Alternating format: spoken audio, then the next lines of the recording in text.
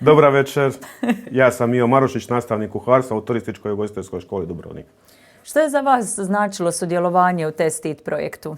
Pa za mene naravno kao i svaki drugi projekt koji škola radi je učenje i samo učenje. Znači svakim novim projektom škola osnažuje svoje kompetencije kao institucija, mi kao nastavnici, a o djeci ne moramo ni govoriti koliko nauče u komunikaciji, u putovanjima, u sudjelovanju na raznim workshopovima i tako dalje. Što to za vas znači kada možete osposobiti ovako jedne mlade, kreativne ljude kao što smo vidjeli večeras, naše buduće i kuhare kada izađu i kada budu radili poslove u kuhinji, jer to je jedan jako lijepi i plemeniti posao.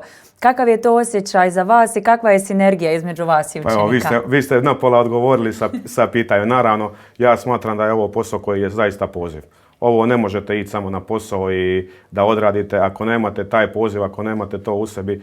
Mislim da to onda je samo odrađivanje, da se ne vidi ti rezultati na kraju. Meni je osobno satisfakcija da kada sada sretnem svoje neke bivše učenike, kada mi se javi, kad možemo zajedno popiti kavu, kada komuniciramo gdje oni rade, koliko su napredovali u školi, koliko su napredovali u samome radu, meni je to osobna satisfakcija.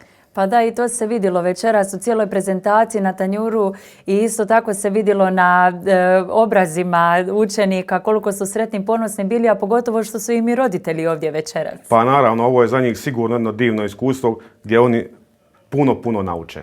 Oni su stvarno puno na terenu, rade ono što bi se reklo ono u realnome vremenu i u realnome prostoru i realan rad, znači učenje temeljno na radu. Naravno, mi svi moramo znati da su to ipak samo učenici od 16 godina i da je njima samo nebo granica. Ali mislim da sa ovakvim projektima, da sa ovakvim radom možemo njihove kompetencije dignuti do te razine da jedan dan kad izađu na tržište rada da budu spremni. Super, hvala. Hvala vama.